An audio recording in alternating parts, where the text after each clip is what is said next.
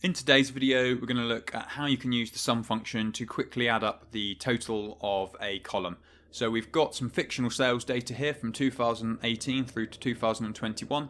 And what we want to do is add in the sum function to get the total of all of these numbers. So we're going to first off go with the first option of just manually typing out equals sum, and then selecting the cells which we want added in, hit enter, and we get our total just like that.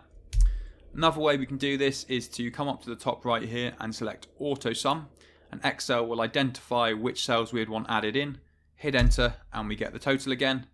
And lastly, something to point out is there's a quick keyboard shortcut, and in Windows it's Alt equals, and that brings in the sum function with the cells that we want added in, and then we hit enter and we get our total again. So that's just 3 quick ways to add in the sum function to quickly get a total of a column in Excel.